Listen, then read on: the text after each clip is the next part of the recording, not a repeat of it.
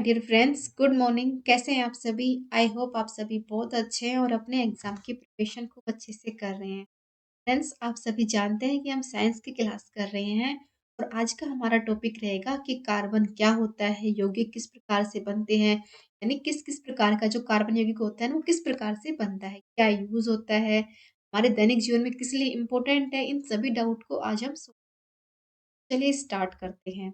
Welcome to success note, एक कदम सफलता की। देखिए फ्रेंड्स, सबसे पहले जानिए कि कार्बन होता क्या है। तो कार्बन एक रासायनिक तत्व होता है। पहली बात तो यही आती है कि एक रासायनिक तत्व होता है जो कि एक अधातु के फॉर्म में होता है। इसको हमेशा सी से ही प्रेजेंट किया जाता है। समझ में आ गया है? यानी कार्बन क्या होता है, ये ना हमारे दैनिक जीवन के अंदर, हमारी पूरी लाइफ के अंदर, जैसे सुबह से शाम तक हम जिन जिन वस्तुओं का यूज कर रहे हैं ना, उन सब के अंदर कार्बन होता है। जैसे कि लोहे की चीज को छोड़ के, यानी किसी की सोना, लोहा, चांदी, इनको छोड़कर जो भी वस्तुएं होती हैं, जो निर्जीव और सजीव दोनों के अंदर ही कार्बन होता है। यानी हम इंसानों के अंदर भी होता है और निर्जीवों के अंदर भी होता है। यानी सब चीजों के अंदर कार्बन होता है। कहने की बात ये, जैसे कि जिस स्क्रीन के आप पर पढ़ रहे, जिससे आप मतलब फोन से आप पढ़ रहे हैं, इसके अंदर भी कार्बन तत्व का यूज किया गया है। कोयला, पेट्रोल, पेट्रोलियम, कागज, कपड़ा, चमड़ा, साबुन, रंग, प्लास्टिक, इत्र, बच्चों के खिलौने, यानी सब चीजों में कार्बन होता है। तो आपको समझ में आया कि कार्बन कितना इंपॉर्टेंट होता है। क्लियर हुआ? जैसे कि फ्रेंड्स देखिए ना, इसको सी से प्रेजेंट किया जाता है, बता दिया मैंने आपको। जैसे कि बात करें, इसमें ना कार्बन के अंदर 6 ही प्रोटॉन होते हैं, 6 ही न्यूट्रॉन होते हैं और 6 ही इसके अंदर इलेक्ट्रॉन होते हैं। यानी जो आज हम बात करेंगे कि प्रोटॉन क्या होते हैं, न्यूट्रॉन क्या होते हैं, इलेक्ट्रॉन कैसे और कार्बन के ऊपर 4 तरह के होते हैं इलेक्ट्रॉन ऐसे होंगे जो कि सहसंयोजक ना, संयोजक कला, जो मतलब कि एक मतलब कि बाहर की तरफ एक बंध बनाने का काम करने वाले ऐसे इलेक्ट्रॉन होते हैं। कार्बन के 3 अपरूप होते हैं, जैसे कि हीरा, ग्रेफाइट, फ्लोरीन। समझ में आया? जैसे कि आप जानते हैं ना, CO2, CO2 क्या काम करती है? कार्बन डाइऑक्साइड, जो कि एक ग्रीन हाउस गैस है, जो कि पृथ्वी से जो गर्मी निकलती है को अवशोषित करके पूरी मतलब कि पृथ्वी के ऊपर से फैलाने का काम करती है। समझ में आया? यानी हमारे लाइफ के लिए, हमारे पृथ्वी के लिए कार्बन बहुत ही इंपॉर्टेंट तत्वों में से एक तत्व माना गया है। कहने की बात ये आती है। अब आते हैं कि कार्बन का यूज क्या है। तो मैं आपको मोटा मोटा यूज बता रही हूँ। जैसे कि पीने के पानी को फिल्टर करने के लिए कार्बन का यूज किया जाता है। दवाओं के निर्माण उत्पादन में, यदि कोई मतलब कि ना चेंजमेंट करने में, प्योरिटी चेक करने में, उसमें कार्बन का यूज किया जाता है। चीनी की शुद्ध करने में कार्बन का यूज होता है। तेल वसा का रंग बदलने के लिए, अशुद्धियों को मिटाने के लिए, यानी एकदम प्योर करने के लिए भी कार्बन का यूज किया जाता है। समझ में आ गई कार्बन किस लिए इंपॉर्टेंट होता है। अब आता है यौगिक। यौगिक क्या होता है? तो फ्रेंड्स, यौगिक केमिस्ट्री के अंदर वे होते हैं, ऐसे पदार्थ होते हैं जो दो या दो से अधिक तत्वों से मिलकर बने होते हैं। यानी जैसे कि दो तत्व मिलकर एक नए तत्व का निर्माण करेंगे, वो होता है यौगिक। क्लियर? जैसे कि समझ सकते हैं कि एक सोडियम हो गया, एक क्लोरीन हो गया, दोनों मिलकर सोडियम क्लोराइड बना देंगे, जिसको टेबल सोल्ट कहा जाता है। क्लियर? जैसे कि जल प्लस हाइड्रोजन मिलके क्या बनाएंगे? ऑक्सीजन का निर्माण करेंगे, जो कि हमारे लिए बहुत इंपॉर्टेंट होती है। तो कहने की बात ये आती है कि कम से कम दो, और मतलब कि कितने भी हो सकते हैं, ऐसे तत्व मिलकर एक नए तत्व का निर्माण करते हैं, जिसको हम यौगिक कहते हैं। कहने की बात यही होती है। समझ में आया? जैसे कि आप कि कार्बनिक यौगिक समझ सकते हैं, अकार्बनिक, आयनिक, सहसंयोजक बंध, यानी इस प्रकार के यौगिक दुनिया में अब तक मौजूद हुए हैं। क्लियर? अब हम पढ़ेंगे कार्बन का परिचय, कि कार्बन का परिचय क्या होता है, यानी इंट्रोडक्शन क्या होता है इसका। पृथ्वी पर पाए जाने वाले तत्व में से कार्बन सबसे इंपॉर्टेंट तत्व में से एक तत्व माना गया है, जो मैंने आपको बता दिया। कार्बन एक ऐसा तत्व होता है जो सभी सजीवों में पाया जाता है। यहाँ तक कि कुछ ऐसे जीव हैं जहाँ के मरने के बाद भी उनके अंदर कार्बन उपस्थित होता है। यानी जिंदा इंसानों में भी पाया जाएगा और मरने के बाद भी कुछ मतलब जीवों में ये पाया जाता है। समझ में आ गया? जैसे कि कोयला, पेट्रोल, पेट्रोल ये सब कार्बन से ही बने होते हैं। और पृथ्वी पर लगभग 10,000 से ज़्यादा कार्बन यौगिक दुनिया में पाए गए हैं। 10,000 से ज़्यादा। समझ में आ गया? कार्बन एक सर्वमुखी तत्व होता है, जो कि हमारे भूपर्वती की बात की जाए तो 0.2% की उपस्थिति में पाया जाता है। और CO2 किस फॉर्म में पाया जाएगा? 0.03% कार्बन डाइऑक्साइड मौजूद है। यानी सभी जीवों में कार्बन से इंपॉर्टेंट होता है, जैसे कि कागज, प्लास्टिक, चमड़ा, रबड़, ये सब कार्बन के ही बने होते हैं। समझ में आ गया कि कार्बन से क्या क्या क्या बनता है। जैसे कि इसको सी से प्रेजेंट किया जाता है। परमाणु संख्या भी इसकी 6 होती है। एक मतलब कि एक कार्बन परमाणु के अंदर कितने हो जाएंगे, 6 प्रोटॉन, 6 न्यूट्रॉन, 6 इसमें इलेक्ट्रॉन हो जाएंगे। इसका जो बाहरी आवरण होता है जिसके अंदर 4 इलेक्ट्रॉन होते हैं, उसको वैलेंस इलेक्ट्रॉन कहा जाता है। काफी बार पूछा गया है कि वैलेंस इलेक्ट्रॉन क्या होते हैं। तो कार्बन के बाहरी आवरण पे जो इलेक्ट्रॉन होते हैं, जो 4 होते हैं, उनको वैलेंस कहा जाता है। क्लियर। और टेट्रावैलेंट क्या होते हैं, जो कि होते हैं ना कि सैंसर जो इलेक्ट्रॉन होते हैं, उनको बोला जाता है टेट्रावैलेंट। क्लियर हुआ। जैसे कि ना हीरा हो गया, ग्रेफाइट हो गया, जैसे कि फुर्र, ये सब इसके अपरूप के तौर पे माने जाएंगे। जैसे कि ना जो होता है ना कार्बनिक यौगिक स्वाभाविक रूप से हमारे मतलब कि दैनिक जीवन के इंपॉर्टेंट होता है, वो सभी जीवों में पाया जाता है। और सबसे पहले बात है कार्बन की खोज कि कब की गई थी। 1772 ईस्वी में इसकी खोज की गई थी। समझ में आ गया। इसने की थी एंटोनी लवाइजर ने की थी। उन्होंने हीरे के ऊपर इसको फर्स्ट टाइम खोजा गया था। इससे मतलब क्या था कि उन्होंने पता किया, मतलब कि इस बात को साबित किया था अपने मतलब प्रयोग के द्वारा, हीरा एक कार्बन का अपरूप होता है, यानी कार्बन का रूप ही होता है हीरा। समझ में आ गया। जैसे कि वायुमंडल में CO2 की अधिकता होना, जलवायु में बदलाव होना, समुद्र में ज्यादा कार्बन के ऑक्साइड के मत घुलने से ज्यादा अम्लीय हो जाना, प्लास्टिक की जो होती है ना जो प्रकृति होती है, उसको प्रदूषण के रूप में जमा होना, अलग अलग प्रकार से इसको देखा गया। क्लियर हो गया। यानी अब जान गए कि हमारे लिए कार्बन पृथ्वी के लिए जरूरी क्यों होता है। जैसे कि कार्बन जीवित वनस्पति, पेट्रोलियम, कार्बनिक वस्तुएं सबके लिए होता है। जिसकी कार्बन मुक्त है ना, ये ना एक तो मतलब कि खुले अवस्था में भी पाया जाता है, और मतलब कि मिलकर भी जैसे कि ना संयुक्त अवस्था में भी ये पाया जाएगा, दोनों अवस्था में ये पाया जाएगा। जैसे कि इसके अपरूप की बात की जाए तो हीरा ग्रेफाइट के अंदर जैसे कोयला हो गया, पेट्रोल हो गया, कोक हो गया, ये सब भी इसके अपरूप माना जाता है। इसके साथ ही इसके अंदर एकल, दोहरा, तीहरा, यानी इसमें जो है ना बंध के होते हैं ना, जो बॉन्ड होता है, वो इसके अंदर एक भी होता है, दो भी होता है, तीन भी होता है, चार भी होते हैं, यानी अलग अलग प्रकार के इसके अंदर बॉन्ड देखने को मिले। यानी इसमें अनेक प्रकार के आपको बॉन्ड देखने को मिल सकते हैं। यानी इनके सब कुछ अलग गुण भी अलग होते हैं, और ना कि होती संख्या भी इसकी अलग होती है। अब हम पढ़ेंगे कार्बनिक यौगिक हमारे लिए इम्पोर्टेंट क्यों होते हैं। कार्बनिक यौगिक हमारे दैनिक जीवन के लिए काफी महत्वपूर्ण होते हैं। सुबह से शाम तक हम जिन वस्तुओं का यूज करते हैं, उन सब के अंदर कार्बनिक यौगिक होता ही होता है। जैसे कि भोजन में कार्बोहाइड्रेट, प्रोटीन, वसा, विटामिन, कपड़ा, चमड़ा, रंग, प्लास्टिक, इत्र, बच्चों के खिलौने, सब चीज में कार्बन से ही बने हुए होते हैं। समझ में आ गई। जैसे कि है ना रेयन, नायलॉन, टेक्ट्रोन, टेलियन, इन सब में यूज किया जाएगा। जैसे कि जीवन के आधार की बात की जाए तो कार्बनिक यौगिक पृथ्वी का जीवन का आधार होते हैं। ये जीवित चीजों में भी पाए जाते हैं। इसके साथ ही इसकी संरचना होती है ना, अलग अलग मतलब कि है ना कि जैसे कि जीव होते हैं, उनका निर्माण करने के लिए भी कार्बनिक यौगिक का जरूरत होती है। ईंधन की बात की जाए तो कार्बनिक यौगिक के इस्तेमाल ईंधन के रूप में भी किया जाता है, जो कि स्वच्छ मतलब कि लो जलाने के लिए, जो कि मतलब ऐसे होते हैं जो जल भी जाते हैं और उनसे धुआं भी नहीं निकलता है। समझ में आ गया। जैसे कि औद्योगिक के रूप में बात की जाए तो कार्बनिक यौगिक औद्योगिक की दृष्टि से भी बहुत ही इंपॉर्टेंट होते हैं। जैसे कि धातुओं के साथ मिलकर एक नए धातु का निर्माण करते हैं। समझ में आ गया। और दवाइयों के लिए भी इंपॉर्टेंट होता है कि इनसे मतलब अनेक प्रकार की हम दवाइयों का निर्माण कर सकते हैं। और जितने मतलब कि कीटनाशक के रूप में भी इनका यूज किया जाता है। यानी इत्र बनाने में, पेंट, प्लास्टिक, विस्फोटक, रबर, साबुन, यानी हर चीज को बनाने के लिए कार्बनिक यौगिक का यूज किया जाता है। कहने की बात यही आती है। जैसे कि ना इसके मतलब कि कुछ और चीज बताऊं तो जैसे कि इसके अप्रूप के बारे में कि कोष्ठ चारकोल, जंतु चारकोल, काजल, गैस कार्बन, ये इसके अप्रूप की तरह में माने जाएंगे।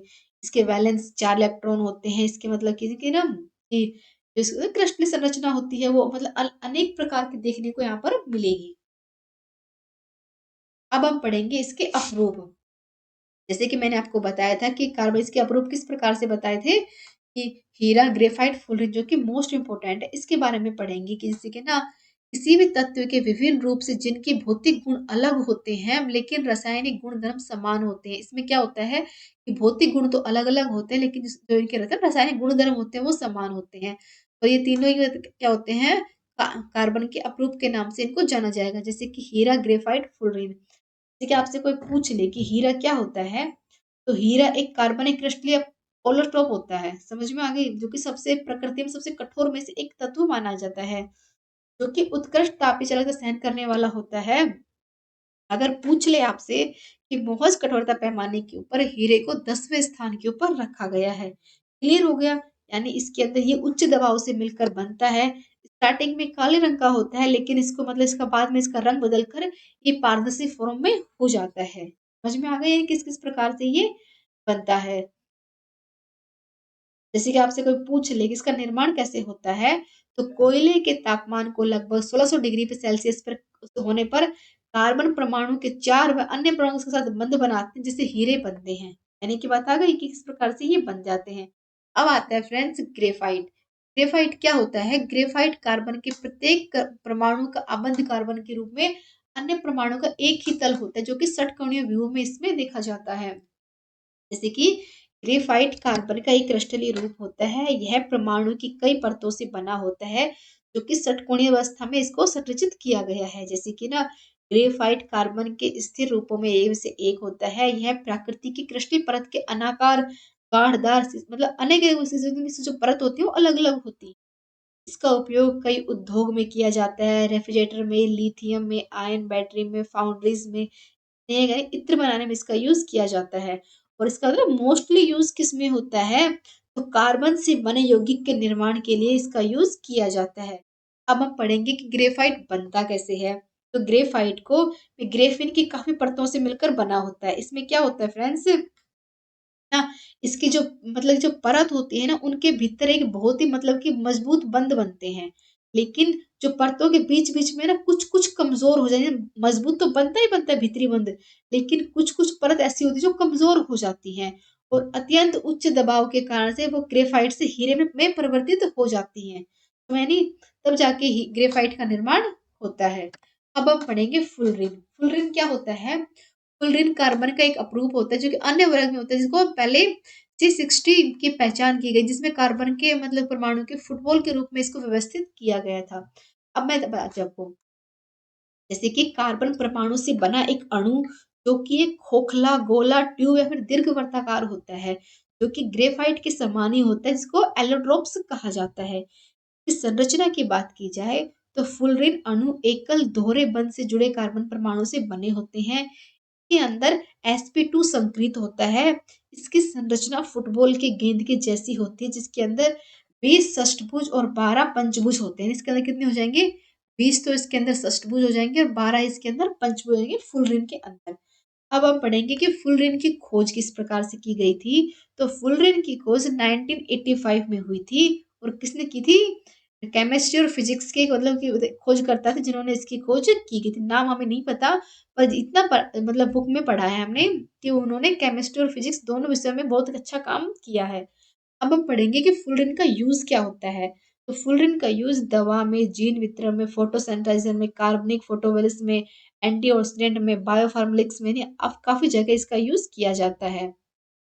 जैसे कि C60 की बात की ना, उसी प्रकार से C17 में फुलरिन का यूज रासायनिक प्रतिक्रियाओं के उत्प्रेरक के रूप में किया जाए, जैसे कि पानी का शुद्धिकरण में, पोर्टेबल बिजली के उत्पादन में इसका भी यूज किया जाता है।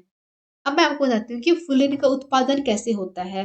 तो फुलरिन का उत्पादन लेजर द्वारा ग्रेफाइट को वाष्पित करके किया जाता है। इसे निष्क्रिय वातावरण में दो निकटवर्ती ग्रेफाइट इलेक्ट्रोड के बीच में एक विद्युत प्रवाह भेजकर उत्पादित किया जाता है। समझ में आ गया कि फुलरिन किस प्रकार से बनता है। जैसे कि अगर मैं आपको कुछ बताऊं कि जैसे कि ना इसके गुण किस प्रकार से होते हैं, इसमें आमंद कैसे बनते हैं। तो देखिए फ्रेंड्स, कार्बन परमाणु की श्रृंखला बनाने की क्षमता होती है। कार्बन एकल, युगल, द्विबंधक मतलब कि अनेक प्रकार के इसके बंध होते हैं। कार्बन परमाणु के अंदर 4 संयोजकता होती हैं। कार्बन यौगिक में oxygen, hydrogen, nitrogen, sulphur, chlorine अन्य तत्वों से मिलकर नए तत्वों का बनाने का ये काम करते हैं। कार्बनिक यौगिक विभिन्न भौतिक मतलब कि अनेक मतलब कि क्या ना फिजिक्स और केमिस्ट्री दोनों अलग तरीके से इसमें गुण पाए जाएँगे, समझ में आ गया? जैसे कि कार्बन यौगिक आमतौर में स्थिर होते हैं, लेकिन कहीं-कहीं पर ये गतिशील भी होते हैं, लेकिन मोस्टली ये स्थिर होते हैं। कार्बन परमाणु में कैटिनेशन नामक एक विशेष गुण पाया जाता है। कार्बन मुक्त और संयुक्त दोनों अवस्था में ये पाए जाते हैं। समझ में आ गया? जैसे कि कार्बन एक परमाणु के साथ बंधकर एक लंबी टिकाऊ श्रृंखला बनाते हैं। कार्बन श्रृंखला जैसे होती है जो कि होती है इसकी श्रृंखला लंबी होती है, ये ना अंगूठी के आकार में मतलब कि वो बढ़ते, बढ़ते, बढ़ते, बढ़ते, बढ़ते चले जाते हैं। कहने की बात होती है जिसकी इस कदर पहुँच जाते हैं कि कार्बन यौगिक की संख्या को गिनना ही असंख्य हो जाता है। मतलब गिनना ही नामुमकिन है वो क्योंकि उनकी संख्या धीरे-धीरे, धीरे-धीरे बढ़ती चली जाती है। समझ में आ गया कि किस प्रकार से ये होते हैं। अब हम पढ़ेंगे केमिकल बॉन्ड यानी रासायनिक आबंध क्या होते हैं। तो देखिए फ्रेंड्स, इसमें क्या होता है केमिकल बॉन्ड के अंदर किसी भी यौगिक में तत्वों में परमाणुओं के बीच लगने वाला जो बल होता है उसी बल आबंध को रासायनिक आबंध या फिर रासायनिक बॉन्ड कहा जाता है। ये दो प्रकार के होते हैं, समझ में आ गया? एक तो आयनिक होता है, एक कन्वेंट बॉन्ड होता है, यानी सहसंयोजी आबंध या फिर आयनिक आबंध होता है। पहले हम पढ़ेंगे आयनिक आबंध क्या होता है। वैसा आबंध जो इलेक्ट्रॉन को पूर्ण तरह से स्थानांतरित, इसमें जो इलेक्ट्रॉन होते हैं ना वो ट्रांसफर हो रहे हैं। समझ में आ गया? जैसे कि इसमें क्या हो जाएगा कि जैसे कि जब दो परमाणुओं के बीच में इलेक्ट्रॉन का स्थानांतरण होता है तो आयनिक बंधन बनता है। इसमें विद्युत संयोजी बंध कहते हैं जो कि एक मजबूत रासायनिक बंध होता है। इसमें धातु है इलेक्ट्रोपॉजिटिव परमाणु इलेक्ट्रॉन खोकर धनायन बनाता है और गैर धातु होती है ना वो इलेक्ट्रोनेगेटिव परमाणु प्राप्त करके ऋणायन बनाती है और विपरीत आवेशों के जो आयन होते हैं वो आकर्षण बंध बनाने का काम करते हैं। समझ में आ गया? जैसे कि यह बल आकर्षण मतलब कि आयनिक बंध के रूप में कहलाएगा। जैसे कि बोले ना sodium chloride NaCl, potassium chloride KCl। समझ में आ गई किस प्रकार से मतलब कि धनायन और ऋणायन दोनों प्रकार से ये काम करेंगे। इसके दो हो जाएंगे NaCl मतलब कि सोडियम क्लोराइड और पोटेशियम क्लोराइड KCl हो जाएगा। इसके बारे में अगर कुछ और बताऊं तो आयनिक बंधन में परमाणु की विद्युत ऋणता में बड़ा अंतर होता है। आयनिक बंधन में बात की जाए तो एक परमाणु स्थिर के लिए दूसरे इलेक्ट्रॉन को दान करना ही करना पड़ता है क्योंकि इसमें इलेक्ट्रॉन का ट्रांसफर होता है, यानी इधर के इधर चले जाएंगे, इधर के इधर चले जाएंगे, यानी ये धनायन बनेगा, ये ऋणायन बनेगा। समझ में आ गया? यानी अधिकांश आयनिक जो यौगिक होते हैं वो ध्रुवीय विलय के कारण ये अलग अलग विघटित हो जाते हैं। समझ में आ गया किस प्रकार से अलग अलग होते हैं। जैसे कि बात बताई ना मैंने आपको, जो रासायनिक आबंध क्या होता है, इसमें जो परमाणु होते हैं ना वो एक साथ रखने वाला बल होता है जिसमें परमाणु इलेक्ट्रॉन को किसी में साझा किया जाता है, किसके में किसी के अंदर मतलब कि एक साथ रखेंगे, किसी में साझा करेंगे, किसी में परस्पर क्रिया करेंगे, किसी में अणुओं के मतलब जो ना इनके जो गुण होते हैं उनके हिसाब से करेंगे। समझ में कि किस किस मतलब कि हर प्रकार की एक नई कंडीशन इसमें देखने को मिलेगी। अब आता है सेकंड सहसंयोजी आमंड। अब इसमें क्या होता है फ्रेंड्स, सहसंयोजी आमंड के अंदर कर्मठ बॉन्ड के अंदर वैसा आमंद जो दो परमाणुओं के बीच में परस्पर इलेक्ट्रॉन की मतलब कि पार्टनरशिप कर रहा हो तो इसे रासायनिक आबंध सहसंयोजी आमंद कहते हैं। तो इसमें क्या होता है, जो दो परमाणु होते हैं ना इसके जो इलेक्ट्रॉन होते हैं वो आपस में साझा हो रहे हैं, मिल रहे हैं। इसी को ही मतलब क्या कहा जाएगा, सहसंयोजी अबंध इसमें कहा जाएगा। ये इसको मतलब आणविक बंधन भी कहते हैं, इसको सहसंयोजी बंधन भी कहा जाता है। दोनों प्रकार से इसको नाम दिया जाता है। इसमें क्या होता है, परमाणुओं के बीच आकर्षण होता है जो कि उनको एक साथ रखने का काम करते हैं। उनके आकर्षण होगा तभी तो वो एक साथ काम करेंगे। जैसे कि सहसंयोजक बंधन जो जो ऐसे इलेक्ट्रॉन जो बनाते हैं उनके जो जोड़े युग्म होते हैं उनको साझा युग्म भी कहा जाता है। फिर इसी बंधन में जो दो अणु होते हैं वो इलेक्ट्रॉन को साझा करते हैं और इस बंधन में जुड़कर एक सेल से मतलब कि 8 इलेक्ट्रॉन प्राप्त करके बाहरी सेल को स्थिर बनाने का काम इसमें करते हैं। जैसे कि बात की जाए ना, जैसे कि ना ये ये ना कि जैसे कि H2 का अणु होता है जो कि सेल से जो जुड़ा होता है, इसमें 2 हाइड्रोजन होते हैं, 2 इलेक्ट्रॉन इसमें साझा करते हैं। समझ में आ गया? इसके बारे में अगर डिटेल से बात की जाए इसलिए इसके 2 पार्ट होते हैं। जैसे कि ना क्या बोलते हैं, एकल संयोजी आबंध क्या हो जाएगा, इसका मतलब कि 3 पार्ट में बताया गया है कि दो परमाणुओं के बीच में एक-एक इलेक्ट्रॉन युग्म के बीच में आपस में पार्टनरशिप होती है। उसमें संयोजी आबंध का एकल संयोजी आबंध कहा जाता है। जैसे कि H2 का बताया गया है। जैसे हाइड्रो मतलब कि अणु के बारे में बताया गया। इसमें जो अणु किस प्रकार से काम करते हैं, जैसे कि जब जब दो अणुओं के बीच में इलेक्ट्रॉन एक जोड़ी साझा करते हैं, जिससे इलेक्ट देखो दिख रहा है ना आपको, परमाणु तो दो हैं लेकिन एक जोड़ी इसमें साझा कर रहे हैं, इसके पास है इसके पास नहीं है तो ये अपना साझा कर रहे हैं। यहाँ पे देखो बीच में आकर इन दोनों आपस में मतलब मिल रहा है, तब जाके ये H2 की फॉर्म में दिखाई देंगे। समझ में आ गया किसमें किस प्रकार से होते हैं कि दो परमाणुओं के बीच में एकल रेखा रेखा खींची जाती है तब जाके ये आपस में मिलते हैं। यानी लुईस की संरचना के अनुसार डबल ए यानी मतलब कि पहले तो धनायन में फिर इसको ऋणायन में दर्शाया जाएगा और एक का मतलब कि ऐसा तत्व दर्शाया जाएगा जैसे कि इसको डॉट में साझा किया जाएगा। तो कि दिख रहा है आपको जो डॉट दिख रहा है इसमें इलेक्ट्रॉन साझा करता हुआ दर्श रहा है और मतलब जो जो लाइन दिख रही है आपको इसमें जो एक बार दिख रहा है उसमें मतलब क्या दिख रहा है आपको ये मतलब कि मिलकर ही किस कंडीशन में मतलब कि आपस में खड़े होते, जैसे कि ना में HCl का आ जाएगा, NH3 का आ जाएगा, Cl2 का आ जाएगा, अनेक प्रकार के इसके उदाहरण आपको देखने को मिल जाएंगे।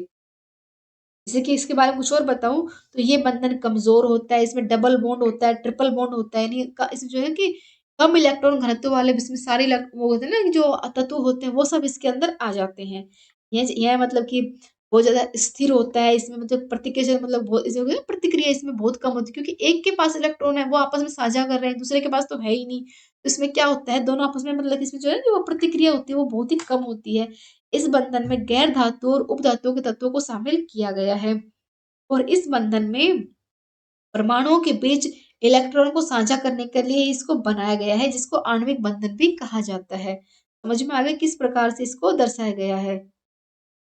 अब आता है सेकंड, इसका आ जाएगा सहसंयोजी बॉन्ड, यानी जो क्या हो जाएगा इसके अंदर फ्रेंड्स, जैसे कि फ्रेंड्स आप सभी जानते हैं कि मैं आपको एक जो साइंस के नोट्स करा रही हूँ उसी प्रकार से Indian history, India geography, science notes, world geography, static GK और पॉलिटिकल, तो फ्रेंड्स इन सब की ई बुक रेडी की गई है। जैसे कि आप सभी जानते हैं कि आजकल स्मार्ट वर्क करने का टाइम है, क्योंकि मोटी मोटी भारी भरकम बुक पढ़ने का तो टाइम ही नहीं है, क्योंकि बुक को देखते ही नींद आने लग जाती है कि नहीं पढ़ा जाता है।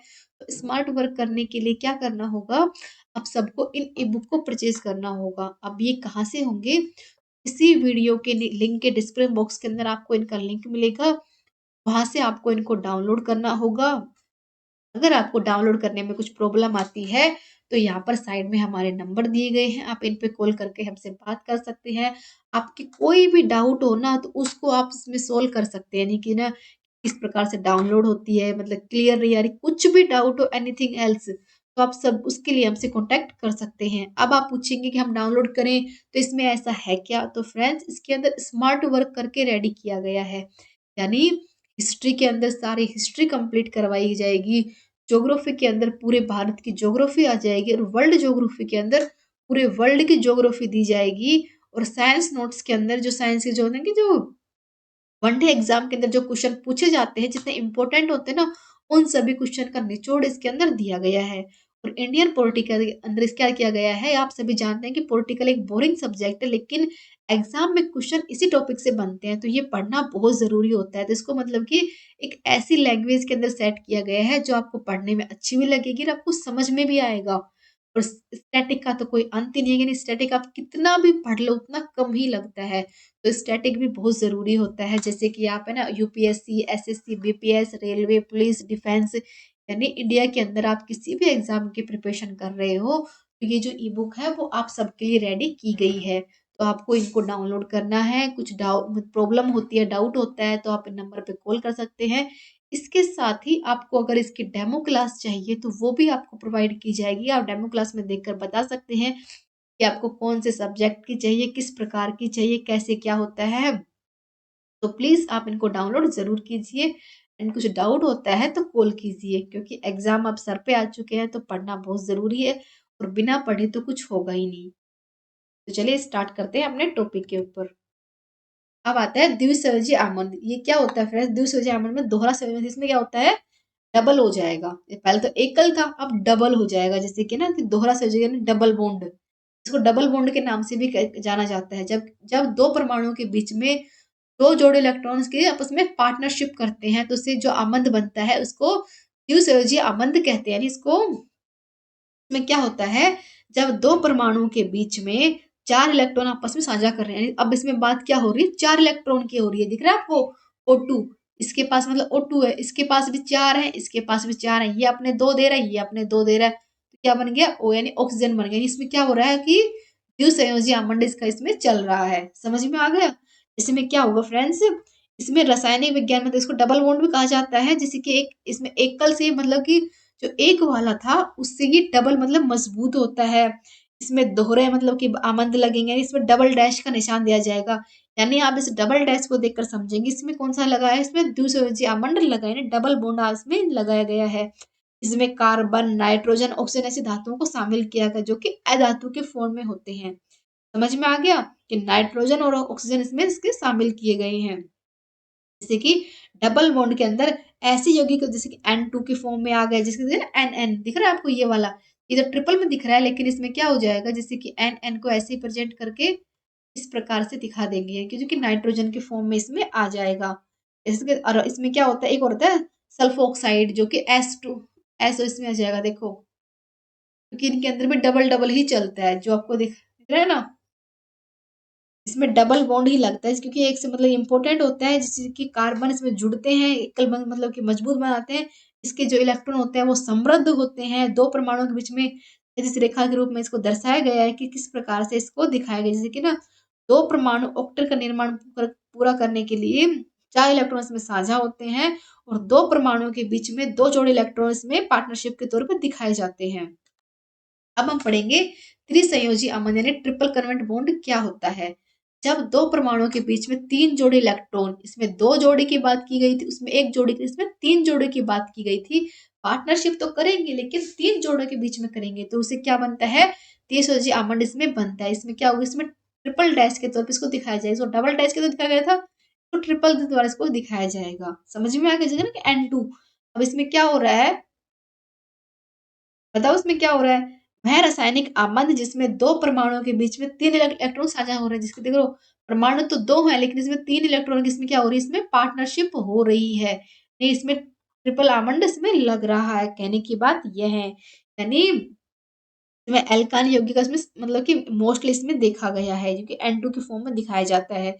जब दो परमाणुओं के बीच में साझा करते हैं, तो हर इलेक्ट्रॉन युग्म में सहसंयोजक आमंड कहते हैं, जिसमें प्रोपाइन है C3H4, इसमें क्या होता है, इसमें भी ट्रिपल आमंड ही लगता है। समझ में आ गया, जैसे कि दो समान होते हैं और एक भिन्न के बीच में भी ये आमंड लगता है, और परमाणु के बीच में जो इलेक्ट्रॉन होते हैं ना, उसमें जो युग्म साझा होते हैं उसमें भी इसको लगाया जाता है, जैसे कि H2 में भी इसको यूज किया जाता है। समझ में आई कहाँ कहाँ पे इसको मतलब कि यूज किया जाता है, जैसे कि है ना, इसमें जो कई तरह की कि पारस्परिक क्रिया होती है, वो सब किसमें होती है, वो ट्रिपल बॉन्ड के अंदर ये सब कन्वर्ट होता रहता है। अब आता है नेक्स्ट, आएगा हाइड्रोकार्बन, जो कि बहुत ही मोस्ट इंपोर्टेंट टॉपिक हमारा अब से स्टार्ट होगा। वैसा कार्बनिक यौगिक जिसमें कार्बन व हाइड्रोजन परमाणु होते हैं, उसे हाइड्रोकार्बन कहा जाता है। समझ में आ गया, यानी कार्बनिक रसायन विज्ञान के अंतर्गत वे यौगिक जिसमें केवल कार्बन और हाइड्रोजन परमाणु ही होते हैं, उसको हाइड्रोकार्बन कहा जाता है। यह आमतौर पर रंगहीन होते हैं, हाइड्रोफोबिक होते हैं, इनकी गंध आमतौर पे बहुत फीकी होती है। हाइड्रोकार्बन पेट्रोलियम प्राकृतिक गैस के रूप में इसको पाया जाता है, जैसे कि मेथेन हो गया, एथीन हो गया, बेंजीन हो गया। समझ में आ गया, क्योंकि इनके सूत्र आपको याद करने होंगे, बार बार एग्जाम में फॉर्मूले देकर पूछ लेते हैं कि ये किसका फॉर्मूला है। तो CH4 मेथेन का C2H6, एथेन का प्रोपेन का C3H8 हो जाएगा, ब्यूटेन का C4H10 हो जाएगा। तो आपको इन फॉर्मूलों को याद करना है, ये हम मतलब कि ना इसमें मतलब कि बहुत डीपली क्वेश्चन नहीं आते, लेकिन समझने वाले क्वेश्चन आते हैं कि आपको समझना होगा कि इसमें मतलब बात कहना क्या चाह रहा है। समझ में आ गई, जैसे कि ना इसमें क्या होगा कि हाइड्रोकार्बन जिसके इस संतृप्त और असंतृप्त दो अवस्था में मिलेंगे। एल्कन जो होते हैं ना, वो संतृप्त हाइड्रोकार्बन होते हैं, जो कि ना इसमें पूरा सेट जुड़ा होता है, इसमें त्रिबंध उपस्थित होते हैं, इसमें कहते हैं एरोमेटिक चक्रीय हाइड्रोकार्बन होता है, ये ना जो हाइड्रोकार्बन होते हैं, वो हजारों सालों से पौधे और जानवर में जीवाश्म के किस प्रकार से प्राप्त हो रहे हैं, यानी ये ज्यादातर मतलब कि किस तरह की जो किस वहां पर ये पाए जाते हैं, ऐसे क्वेश्चन इसमें पूछने को मिलते हैं। जैसे कि मैंने आपको बताया कि ये 2 प्रकार के होते हैं, एक तो हो जाएगा संतृप्त, एक हो जाएगा अनसंतृप्त। अब इसमें पढ़ेंगे हम संतृप्त हाइड्रोकार्बन क्या होता है। में क्या होता है, जब दो कार्बन परमाणुओं के बीच में एकल अकाल आमद होता है, उसे संतृप्त हाइड्रोकार्बन कहते हैं, जैसे कि एल्केन भी इसे कहा जाता है। एल्केन का नाम क्या होता है, संतृप्त हाइड्रोकार्बन। इसका फॉर्मूला क्या हो जाएगा, CN2N+2,2। समझ में आ गया, जैसे कि में क्या होगा, इसमें कार्बन और हाइड्रोजन परमाणु मिलकर एक कार्बन यौगिक बनाने का काम करेंगे। इस कार्बन परमाणु के बीच में एकल बंध भी लगेगा, जिसे कि संतृप्त या फिर एल्केन कहा जाता है। इसमें मेथेन, एथेन, प्रोपेन, ब्यूटेन आदि का यूज इसमें किया जाएगा। समझ में आ गया, इसी फॉर्मूला की बात की जाए, जिसकी जो है ना कि ये है कि एथेन का क्या हो जाएगा, मेथेन का क्या हो जाएगा, प्रोपेन का क्या हो जाएगा, तो इसमें क्या होता है, इसमें एकल संयोजी बंध इसमें लग रहा है। जैसे कि ऐसा मतलब कि संतृप्त हाइड्रोकार्बन के अंदर परमाणु के बीच में जो हाइड्रोजन होता है, उसकी संख्या के ऊपर डिपेंड करता है, जैसे कि कोई डबल होता है, कोई ट्रिपल आमद इसके अंदर नहीं बन सकता, सिर्फ एकल ही बनेगा, तो उनकी संख्या के ऊपर डिपेंड कर रहा है ना ये। समझ में आ गया? अब देख रहे हो फ्रेंड्स, इसमें जो ये जो फॉर्मूला लिखा गया है, इसमें देखो एन किसकी फॉर्म में दिखा रहा है? एन दिखा रहा है अणु की संख्या की, यानी अणु जो क्या है, कार्बन परमाणु की जो संख्या होती है, उसके लिए एन को दिखाया गया है। समझ में आ गया कि क्या होता है? और इसके अंदर जो मेथेन होता है वो सबसे छोटा सदस्य होता है। सबसे बड़ा, इसे एल्केन तो इसे कहा ही जाता है, लेकिन जो मेथेन होता है इसमें सबसे छोटा होता है, क्योंकि CH4 इसमें मतलब कि बहुत जो अणु संख्या बहुत ही कम होती है, कि C2H6, C2 3H6 8, इसमें सब सबकी सबकी संख्या बढ़ती हुई नजर आ रही है, लेकिन जो मेथेन होता है इसकी मतलब कि बहुत ही कम नजर आ रही है। अब हम पढ़ेंगे असंत्र हाइड्रोकार्बन। इसमें क्या होता है फ्रेंड्स, जब दो कार्बन परमाणु के बीच में द्विआबंध या त्रिआबंध होता है तो उसे असंत्र हाइड्रोकार्बन कहते हैं, जो कि दो प्रकार का होता है। इसमें क्या होगा, वे हाइड्रोकार्बन जिसमें कम से कम एकल या ट्रिपल बॉन्ड लगता है, यानी मतलब एकल तो उसमें लग गया है, इसमें क्या होगा, डबल और ट्रिपल दोनों तरह के बॉन्ड इसके अंदर लगेंगे, जो कि रिंग के रूप में दिखाया जाएगा। जैसे कि मतलब कि संतरप की तुलना में मतलब ज्यादा प्रतिक्रियाशील हो जाएंगे, जिसमें देखो फॉर्मूला दिन इनका भी यही रहेगा, लेकिन देखो इसमें यहाँ पे जो प्लस का चिन्ह दे रखा है ना, इसमें माइनस हो जाएगा और फॉर्मूला सारा यही रहेगा। जो खेल सारा फॉर्मूले का है ना, तो फॉर्मूला यही रहेगा कि इसमें माइनस का चिन्ह आ जाएगा, जो कि जो एन हो जाएगा, इसमें अणु की संख्या दिखा रहा था, लेकिन इसमें अब कार्बन की संख्या दिखाएगा, यानी एकदम उल्टा हो जाएगा। अब तक बात हम किस पे कर रहे थे, अणुओं पे कर रहे थे, लेकिन अब बात हम करेंगे कार्बन के ऊपर। समझ में आ गया? जैसे कि क्या होते हैं, इसके अंदर एल्केन होते हैं, एल्काइन होते हैं, एरोमेटिक यानी हाइड्रोकार्बन के रूप में इसको बांटा जाता है। समझ में आ गया?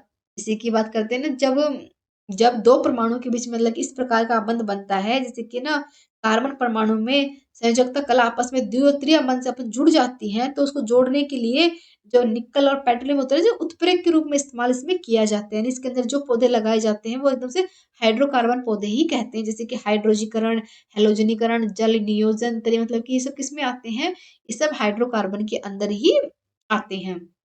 अब इसके दो पार्ट हो जाएंगे, एल्कीन। तो एल्किन क्या होता है फ्रेंड्स, एल्किन क्या होता है, जब दो कार्बन परमाणु के बीच में द्विआबंध होता है, जिसे एल्केन कहते हैं, जो कि सबसे छोटा इसमें एथेन हो जाएगा, जिसका सूत्र क्या हो जाएगा, CN+HN2N होता है, जिसकी एथेन और प्रोपेन इसका हो जाएगा।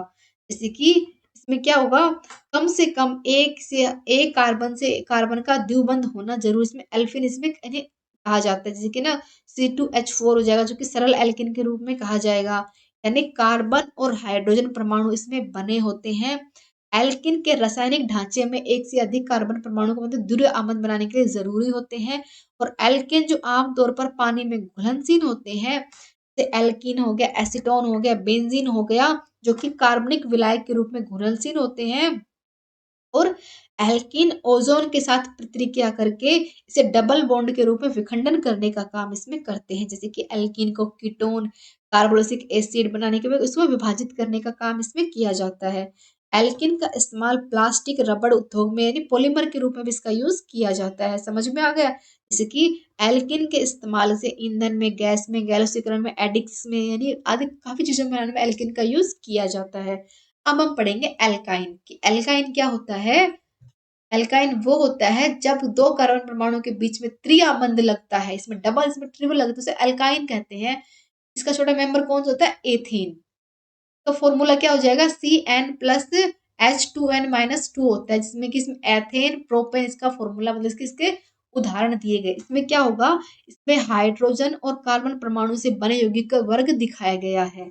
समझ में आ गया? यानी कम से कम दो कार्बन इसमें होने बहुत जरूरी होते हैं, इसमें ट्रिपल बॉन्ड बनता है।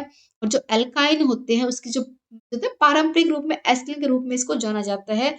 और एल्काइन जो कहते हैं कार्यात्मक समूह जो है इसमें ट्रिपल बॉन्ड बनाने का इसमें काम करेंगे। जैसे कि एल्काइन धातु के इस्तेमाल के बाद इसे वेल्डिंग में किया जाएगा, ये क्या था कि ना ऑक्सी एस्टाइन ज्वाला के रूप में इसको किया जाएगा, काफी जगह इसका यूज किया जाता है। तो इसका फॉर्मूला की बात की जाए, CnH2n-2 हो जाएगा। समझ में आ गया? यानी इसको सरल एल्काइन एथाइन भी कहा जाता है, जिसका नाम की पूछा जाता है उसको एसिटिलीन के नाम से भी जाना जाता है।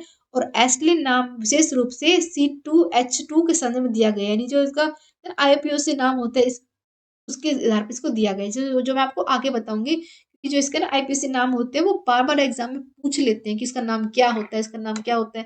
केमिस्ट्री दिखती मतलब कि है ना बहुत हार्ड दिखती है, लेकिन इतनी हार्ड नहीं है। आपको सिर्फ ना कि क्वेश्चन को देखकर आप समझ जाएँगे, इतना डीपली आपसे नहीं पूछेंगे, लेकिन होता है ना कि जो बहुत मतलब कि मोटे-मोटे होते हैं, जिसको मतलब हर हर कोई जानता है, उस टाइप से क्वेश्चन इसमें पूछ सकते हैं। उसके बारे में आपको जानना बहुत ही ज़रूरी होता है, जैसे कि एल्कीन, और जैसे आपने अभी पढ़ा एल्कीन क्या होता है, एल्कीन क्या होता है? तो कार्बन परमाणु के जो जो जो बंध होते हैं, वो अलग-अलग प्रकार के होते हैं। एल्केन केवल कार्बन से कार्बन का एकल बंध बनाते हैं, जो एल्कीन होते हैं, वो डबल, ट्रिपल बॉन्ड बनाने का काम करते हैं। और एल्केन में क्या होता है, इसमें संतृप्त हाइड्रोकार्बन होता है, और एल्केन के अंदर परमाणु के बीच में केवल एकल बंध ही बनता है, और फॉर्मूला भी दोनों का अलग-अलग होता है, जो कि प्रथम श्रेणी में मतलब कि क्या होता है, मेथेन होता है, किसी का एथेन होता है। तो आपको इन सब चीज़ों पे ध्यान देना है, इसके बारे में और कुछ आपको ध्यान देने की खास ज़रूरत नहीं होती है। अब हम पढ़ेंगे कार्बन यौगिक के कुछ महत्वपूर्ण बिंदु क्या होते हैं, यानी जनरल फॉर्मूला क्या-क्या होते हैं। जैसे क्या है कि महत्वपूर्ण में समझ सकते हैं कि कार्बन यौगिक परमाणु क्या होते हैं, कार्बन यौगिक के परमाणु के 4 अन्य परमाणु की किस प्रकार से जो बॉन्ड बनाने का काम करते हैं, इसके गुण धर्म क्या होते हैं, कौन से इसमें फलक होते हैं, oxygen, hydrogen, nitrogen, sulphur, chlorine अन्य तत्व किस प्रकार से क्रिया करते हैं, कार्बन यौगिक का दहन किस प्रकार से होता है, प्रकार व ऊष्मा मतलब कि प्रकाश या फिर ऊष्मा कैसे निकलती है, कार्बनिक यौगिक का दहन मतलब कि CO2 के रूप में किस प्रकार से काम करती है, और जैसे कि पूछे तो आपसे कार्बन यौगिक जो होते हैं ना, सारे गुण-धर्म होते हैं, वो अलग-अलग प्रकार से किस बात के ऊपर ये डिपेंड करते हैं। CO2 को मतलब कि अकार्बनिक यौगिक के रूप में क्यों शामिल किया गया है। ऐसे-ऐसे क्वेश्चन होते हैं ना, उन सब के बारे में जानेंगे। इससे जो है जनरल फॉर्मूला क्या-क्या होते हैं, समझ में आ गया? जैसे कि किसी अणु के प्रत्येक परमाणु में जो n संख्या होती है, उसका मतलब कि पहला सामान्य अणु का सूत्र कहा जाता है, जैसे कि एल्केन में n अलग दिया जाएगा, इसमें अलग है, इसमें अलग है, इसमें l है।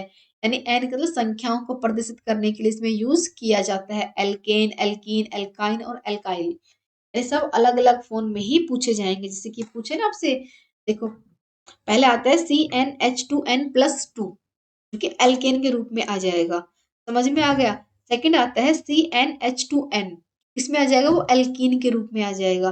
फिर आ जाएगा क्या बोलते हैं इसमें, एल्काइन के रूप में, फिर एल्काइल के रूप में, यानी अलग-अलग फॉर्म में इसको पूछा जाए। जैसे कि ना कि हाइड्रोजन और कार्बन जो यौगिक होते हैं, वो हाइड्रोकार्बन कहते हैं, जो कि इनकी श्रेणी अलग-अलग होती है। इसमें एथेन की होती है, इसमें एथिल की होती है, इसमें एसिटिलीन की होती है। जैसे कि methane, ethane, propane, ethyl alcohol, dimethyl ether, मतलब अलग-अलग फ़ॉर्मूला से इसको दिखाया जाता है। पहले आप मुझे बताइए कि डाइमेथिल ईथर का सूत्र क्या होता है? तो क्या हो जाएगा, CHOCH। बहुत नॉर्मल क्वेश्चन होते हैं, जिसमें ऐसे क्वेश्चन पूछे जाएँगे। अगर मैं आपको बताऊँ इसके बारे में कुछ इम्पोर्टेंट, तो कार्बन यौगिक में कम से कम इस अणु सूत्र में 2 या फिर 2 से अधिक समन्वय बनाए जाते हैं, और किसी निश्चित कार्बनिक यौगिक को दिखाने के लिए इसकी संरचना होती है, उसका इस्तेमाल इसमें किया जाता है। और हाइड्रोकार्बन को भी तो मतलब कि यूज़ काफ़ी मतलब कि दैनिक जीवन में बहुत इम्पोर्टेंट होता है, जैसे कि ना कि बहुमूल्य विलायक, प्लास्टिक, कृत्रिम दवाइयाँ कि ना, यानी सुबह से शाम तक जिन वस्तुओं का हम यूज़ करते हैं, वो सब क्या होती है, उन सब में होता है कार्बनिक यौगिक, जो कि हमारे दैनिक जीवन में बहुत ही इम्पोर्टेंट माना गया है। अब हम पढ़ेंगे आगे नेक्स्ट, अणुसूत्र, कि अणुसूत्र क्या होते हैं?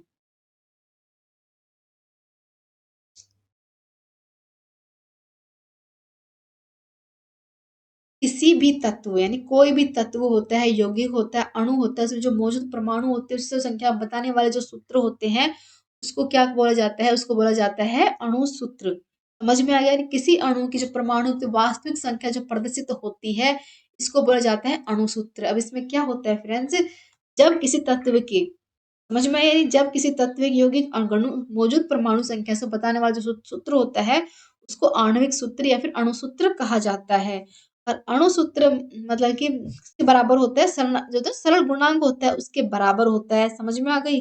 जैसे कि किसी तत्व के अणु होते हैं, उसको दर्शाने वाले जो मतलब कि प्रमेय प्रतीक होता है, उसको अणुसूत्र कहा जाता है। किसी यौगिक के अणु में उपस्थित तत्व यानी और उनका जो अनुपात फिक्स होता है, उसको भी अणुसूत्र कहा जाता है। जैसे कि ऑक्सीजन हो गया, नाइट्रोजन हो गया, इसके अंदर एक अणु में 2 परमाणु होते हैं, उनको क्या बोलते हैं?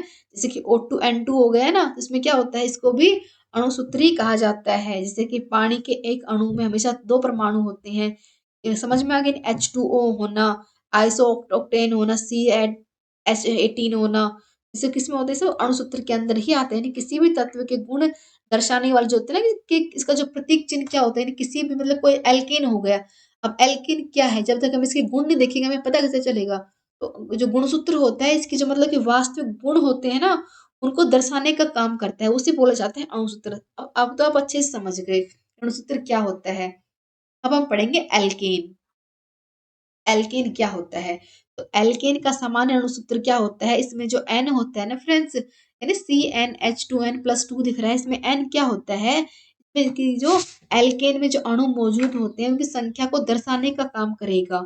समझ में आ गया? जैसे हाइड्रोकार्बन श्रृंखला का मिश्रण क्या होता है, सभी कार्बनिक पदार्थ पाए गए हैं वो किस प्रकार से होते हैं, एल्केन का सामान्य पैराफिन क्या होता है, मीथेन का आणविक सूत्र क्या होता है, कार्बन में कौन सा मतलब है ना कि sp3 sp2 ये सब क्या होते हैं, इसमें सिग्मा बंध क्यों बनते हैं, कार्बन का संकर कक्षक मतलब कि हाइड्रोजन s कक्षक किस प्रकार से इसमें दिखाया गया है, उसके बारे में बताना आपके लिए बहुत जरूरी होता है। जैसे कि ना कि इसके फॉर्मूले को किस किस बेस में इसको देखा, जैसे कि एथेन क्या हो जाएगा, प्रोपेन क्या हो जाएगा, मेथेन क्या हो जाएगा, उसके बारे में इसमें बताया गया है। समझ में आ गया कि किस किस तरीके से इसको दिखाया गया था।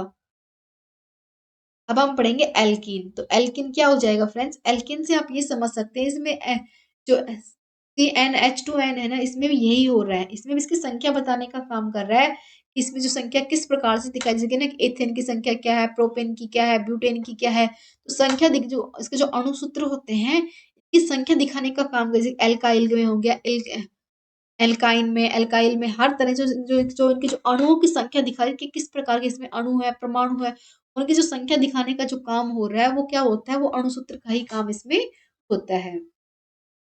अब आ गया संचय सूत्र, यानी इसका फुल फॉर्म किस किस प्रकार से होता है, कि संरचना सूत्र किस प्रकार से होता है, फुल फॉर्म किस प्रकार से इसको डिपेंड किया जाता है। जैसे किसी भी फॉर्मूले को हम फुल रूप में खुलकर कैसे लिखते हैं, यानी देखो कि C2H6 आ गया, तो इसमें क्या आ गया कि C तो 2 की फॉर्म में है, जो H है वो 6 की 6 फॉर्म में, यानी देखो इस फॉर्मूले को इस तरह से बेस करके इसको दिखा दिया गया, यानी इसमें जो H की वो 6 हो गई और C की 2 हो गई। क्लियर? C3H8 है, तो इसमें क्या हो गया, सी को मतलब 3 फॉर्म में जो एच है वो 8, यानी 3 2 में 5 और 3 8 हो जाएगा। तो मतलब कि इसको मतलब खुलकर किसी भी फॉर्मूले को मतलब कि किसी किसी अणुसूत्र के प्रत्येक कार्बन परमाणु को मतलब जितने उसके जो होते हैं परमाणु होते हैं उनको खुलकर दिखाना, इसमें क्या होता है कि संचित सूत्र कहलाता है। अब आता है संरचना सूत्र। अब इसमें क्या होता है फ्रेंड्स, जब किसी अणु के परमाणु को ठीक ठाक व्यवस्था से दर्शाया जाता है इसको संरचना सूत्र कहते हैं। जैसे कि मेथेन का क्या होता है CH4, यानी C और H फॉर्म क्या हो गया एकदम से ठीक ठाक व्यवस्था से दिखा जाए। एथेन में क्या होता है C2H6, तो इसमें क्या दिखा दिया गया है ना, तो इसको बोला जाता है संरचना सूत्र, यानी किसी भी चित्र को मतलब कि सूत्र को अच्छे से ठीक ठाक व्यवस्था में सेट करके दिखाना ही इसका सूत्र माना जाएगा। अब आता है 5 नंबर पे इलेक्ट्रॉन बिंदु संरचना सूत्र। अब ये क्या होता है फ्रेंड्स, इसमें इलेक्ट्रॉन की बात करें, इसमें किस प्रकार के इलेक्ट्रॉन होते हैं, जब किसी अणु के परमाणु के बीच में इलेक्ट्रॉन की पार्टनरशिप होती है तो किस प्रकार से वो प्रदर्शित होते हैं इलेक्ट्रॉन बिंदु, तो उसको बोला जाता है संरचना सूत्र। जैसे कि मेथेन का क्या होता है CH4 होता है ना, तो देखो सी के पास देखो, एच के पास है, देखो देखो सबके पास अपना अपना इलेक्ट्रॉन है ना, तो मतलब कि जो पार्टनरशिप करके तो बनेंगे CH4 बने, जैसे CH4 बनेंगे किस प्रकार से बनेंगे, जब जब सब लोग पार्टनरशिप करेंगे तब जाकर तो ये फॉर्म जो फॉर्मूला होता है वो पूरा हो पाएगा। उसी प्रकार से होता है, जैसे कि ना कि हाइड्रोकार्बन का नामकरण है, जैसे कि कार्बन की संख्या जैसे C1 C2 C3 C4 ये सब क्या होता है, तो कैसे होता है क्या, जैसे ये methane ethane propane butane pentane hexane heptane octane नॉनटेन डेक्टेन, ये सब किस प्रकार से बताए गए हैं, तो इनकी संख्या के आधार पर बताया गया है कि मेथेन का क्या हो जाएगा, एथेन का क्या होगा, प्रोपेन का क्या होगा, ब्यूटेन का क्या होगा, पेंटेन का, हेक्सेन का, हेप्टेन का, ऑक्टेन का, नॉनटेन डेक्टेन, तो इनके आधार पर इनको बताया गया कि इसमें इलेक्ट्रॉन किस प्रकार से व्यवस्थित किए जाएंगे, यानी ठीक ठाक तरीके से इसको सेट करके जो इलेक्ट्रॉन होते हैं वो किस प्रकार से पार्टनरशिप करके एक साथ होते हैं उसके बारे में इसमें बताया गया है। समझ में आ गया, यानी कहना सिर्फ समझने की बात है और इससे ज्यादा कुछ भी नहीं है इसके अंदर। नेक्स्ट आता है एल्काइन एल्केन और एल्काइन क्या होता है, जैसे एल्केन एल्काइन एल्केन क्या क्या होता है, इसके फॉर्मूले किस प्रकार से होते हैं, जैसे कि एल्केन का क्या होता है, एल्काइन क्या होता है, एल्काइल क्या होता है, इसकी ना बात करें ना, इसमें CH4 मेथेन का हो गया, C2H6 एथेन का हो गया, C3H8 क्या हो जाएगा, प्रोपेन का हो जाएगा, C4H10 ब्यूटेन का हो जाएगा, C5H12 प्रोपेन का हो जाएगा, C6H14 हेक्सेन का हो जाएगा, C7H6 हेप्टेन का हो जाएगा, H18 ऑक्टेन का हो जाएगा, C9H20 नॉन टेन का हो जाएगा, C10 C22 डेक 10 का हो जाएगा।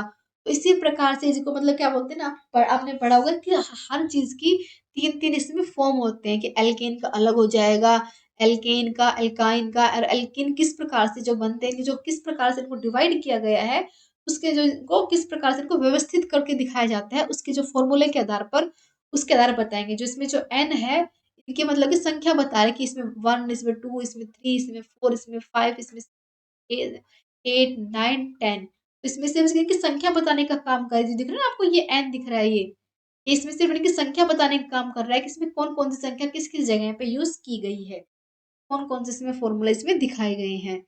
तो मैंने आपको बताया ना कि ये सारे फॉर्मूले, यानी ये एक ऐसा टॉपिक होता है जो हमारे दैनिक जीवन में किस प्रकार से यौगिक जुड़ते हैं, किस प्रकार से मतलब कि इसमें क्वेश्चन सिर्फ ऐसे बनेंगे कि हमारे दैनिक जीवन में हम किस किस कार्बन का यूज करते हैं, यानी बहुत सरल टॉपिक से क्वेश्चन इसमें बनते हैं। इतना डीपली आपसे नहीं पूछेगा कि हेक्सेन का, प्रोपेन का फॉर्मूला बताओ, लेकिन हाँ मेथेन का, एथेन, प्रोपेन, ये तो मतलब बहुत सरल होते हैं, तो आपको याद करने में कुछ कुछ तो आपको याद करना होगा, क्योंकि एग्जामिनर है कुछ भी पूछ सकता है, तो उसके उस पर डिपेंड करता है कि वो क्या पूछेगा, लेकिन कुछ कुछ तो आपको याद करना ही पड़ेगा। समझ में आई बात? अब पढ़ेंगे अल्फाबेटिक सीरीज, एरोमेटिक सीरीज, या फिर फंडामेंटल ग्रुप या कंपाउंड में नेमिंग किस प्रकार से इसके आधार पर दी गई, यानी एकल, डबल, ट्रिपल बॉन्ड किस प्रकार से इसमें बनेंगे, यानी कौन कौन से ग्रुप होते हैं, मतलब कि अल्फाबेटिक सीरीज में इसका नाम किस प्रकार, कंपाउंड क्या होते हैं, नेमिंग इसमें नेम होते हैं वो किस किस हिसाब से दिए गए हैं। इससे भी आपका कोई क्वेश्चन नहीं बनेगा कि हाइड्रोकार्बन क्या होते हैं, हेलोजन क्या होते हैं, अल्कोहल क्या होते हैं, ऐसे ऐसे पूछ नहीं पूछ सकता आपसे, क्योंकि ये मतलब कि ना बहुत डिटेल में चला गया। अगर इसके बारे में अगर आप पढ़ेंगे ना अभी, तो आप उसको समझ भी नहीं पाएंगे। जैसे कि मैंने आपको अभी भी बताया था कि एकल बॉन्ड क्या होते हैं, डबल बॉन्ड क्या होते हैं, ट्रिपल बॉन्ड क्या होते हैं, एक्स, यानी जो होते हैं ना कि क्लोराइड, ब्रोमाइड क्या क्या होते हैं, इसमें हेलोजन किस प्रकार से होते हैं, अल्कोहल में क्या क्या होता है, क्या नहीं होता है। तो इसके बारे में सिर्फ आप है ना ऊपर ऊपर सिर्फ ये जाने कि कंपाउंड के, यानी मेथेन, एथेन, प्रोपेन, ब्यूटेन के कंपाउंड इस प्रकार से दिए गए, इनके नेम इस प्रकार से दिए गए हैं कि हेलो ग्रुप में क्या क्या होते हैं, कीटोन क्या होते हैं, एरोमेटिक सीरीज क्या होते हैं, कंपाउंड इनको किस किस एसिड क्या होते हैं।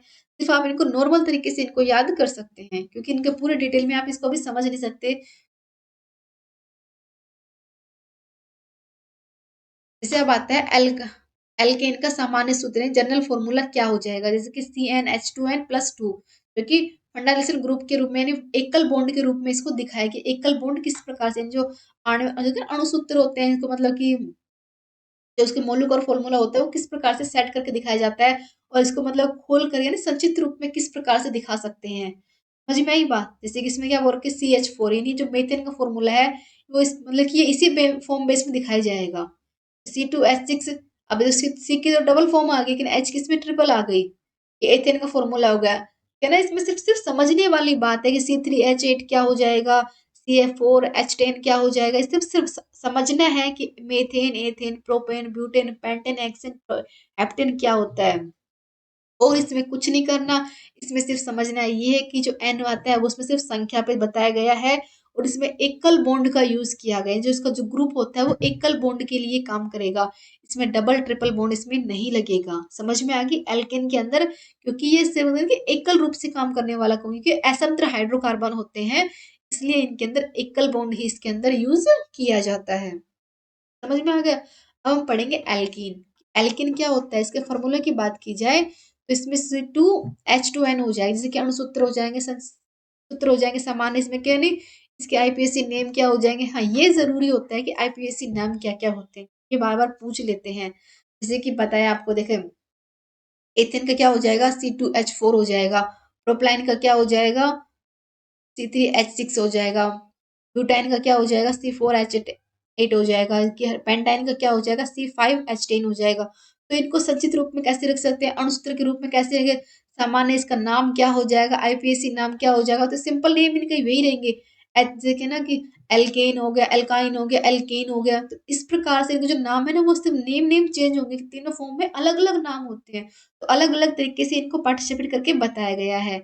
लेकिन जो इनके आईपीएससी नेम होते हैं वो फिक्स होते हैं कि एथेन, मेथेन, प्रोपेन, ब्यूटेन, रेक्टेन, मतलब कि जिनके नेम होते हैं वो फिक्स ही रहेंगे, वो उसी प्रकार से होंगे, क्योंकि ये नेम चेंज नहीं होते हैं, लेकिन जो इनकी जो कंडीशन होती है ना कि एल्कीन की, एल्काइन की, तो इस तरह से मतलब जो इनके कॉमन नेम होते हैं वो इसमें चेंज हो सकते हैं, क्योंकि C2H2N हो जाएगा ना, इसमें डबल बॉन्ड लग रहा है, तो डबल बॉन्ड के अकॉर्डिंग इसमें काम किया जाएगा। समझ में हो गया क्लियर? एकल बॉन्ड कहाँ लगेगा, डबल बॉन्ड कहाँ लगेगा। अब हम पढ़ेंगे ट्रिपल बॉन्ड क्या होता है, यानी एल्काइन क्या हो जाएगा, इसका सामान्य फॉर्मूला क्या हो जाएगा, इसके जो मतलब कि किस प्रकार से इसके अणुसूत्र हो जाएंगे, इसको मतलब कि किस प्रकार से खुलकर इसका सामान्य नाम क्या हो जाएंगे, आईपीएसी नेम इसके अंदर क्या क्या हो जाएंगे। समझ में आ गया बात? जैसे कि बात की जाए इसमें क्या हो जाएगा, CnH2n-2, इसमें मतलब वहां पे सब पे प्लस की बात होती है, लेकिन यहाँ पर माइनस की बात हो रही है, तो माइनस फॉर्म में करेंगे। इसमें जो n है वो इसकी संख्या बताएगा, जैसे कि C2H2 हो जाएगा, इसमें ट्रिपल बॉन्ड लग रहा है तो C2H2 हो गया। अब इसमें क्या हो रहा है, C3H8, अब देखो इसमें C3 हो रहा है लेकिन H इसमें 8 की कंडीशन में आएगा, इसमें तो मतलब 4 कंडीशन में, लेकिन नेक्स्ट वाले में 8 की कंडीशन में आएगा। जैसे कि नाम की बात की जाए तो इसमें देखो पहले एथीन था, फिर एल्थीन हो गया, फिर अब एक्थीन हो जाएगा, प्रोपलाइन हो जाएगा, यानी सबके जो नेम हो जाएंगे वो उसके अंदर ना तीनों फेम में इसके जो है ना ट्रिपल बॉन्ड लगेगा, तो इसका नाम भी इसका चेंज हो जाएगा, कि आप अच्छे से समझ सकते हैं इसमें कौन सा बॉन्ड इसके अंदर यूज किया गया है। समझ में आई बात? यानी जो इसके जो बॉन्ड होते हैं ना, जैसे कि देखो मैं आपको बताऊं बॉन्ड किस प्रकार से काम करेंगे, जैसे देखो एल्काइन में क्या होता है कि ना इसमें ट्रिपल बॉन्ड हो जाएंगे, जैसे कि वे से हेक्साइज हो जाए, इसकी क्या बताएं आपको, इसमें सरल एथाइन के रूप में इसको यूज किया जाए, लेकिन एथिन का किस प्रकार से डिवाइड किया जाएगा कि C2H2 को मतलब कि संक्षिप्त रूप में कैसे दिखाया जाएगा, या आईपीसी नेम इसका मतलब कि एथाइन कैसे हो जाएगा। तो सिर्फ इस बात पर ध्यान देना है कि इसका जो नामकरण है वो किस हिसाब से इसमें बांटा गया है, और इसमें कुछ समझने वाली बात इसके अंदर नहीं है।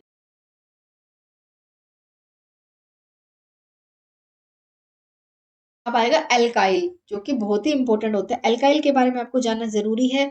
एल्काइल क्या होता है, इसका मतलब कि CnH2n+2 हो जाएगा, इसमें एकल बॉन्ड ही लगता है, जिसको मतलब है ना जो एन होता है, इनकी एक संख्या या फिर पूर्णांक के नाम पे इसको जाना जाएगा। समझ में आ गया?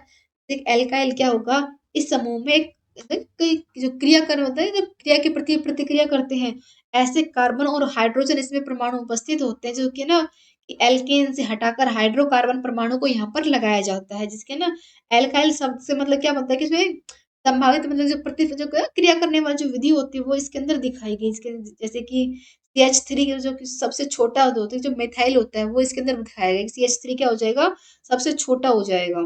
एथिल में क्या हो जाएगा, इसमें मतलब कि माइनस प्रोपाइल क्या हो जाएगा, ब्यूटाइल क्या हो जाएगा, उस आधार पर इसको बताया गया है। और इसमें जो एन है वो क्या बताएगा, इसमें एक संख्या या फिर पूर्णांक संख्या के बारे में बताएगी, इसमें किस प्रकार से इसमें पूर्णांक संख्या इसमें बन रही है। इसमें नाम ethyl, ethyl, propyl, butyl, pentyl ऐसे नाम हो जाएंगे, क्योंकि आप जो है कि इसमें जो आप देखो इसके अंदर एक नई चीज आई है, इसके अंदर ये आर दे रखे हैं, तो इसके अंदर ये आर का क्या मतलब है, तो इसमें आर का मतलब हो जाएगा कि आर का प्रयोग समझ के एल्काइल समूह को दर्शाने किया जाएगा, यानी एल जहां पर कहीं पे ये आर दिखे तो आप इस बात को समझ सकते हैं कि यहाँ पर एल्काइल शब्द का यूज किया जा रहा है। समझ में आ गई बात? यानी आप अच्छे से देखकर समझ सकते हैं कि इसमें कौन सी चीज की यूज इसमें किया गया है और क्या इसमें पूछना जा रहा है। समझ में आ गया किस प्रकार से इसको दिखाया गया है। अब हम पढ़ेंगे समावैत्या क्या होती है।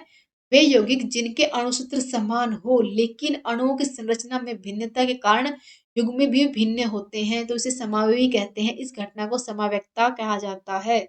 अब इसमें क्या होता है फ्रेंड्स, में समझ सकते हैं, इसमें देखो इसमें जो अणु होते हैं ना, इनके मतलब संरचना भी अलग है, और इसमें जो गुण है ना वो भी अलग है, यानी इसमें दोनों चीज ही अलग है, यानी नॉर्मल ब्यूटेन क्या हो जाएगा और आइसोब्यूटेन क्या हो जाएगा।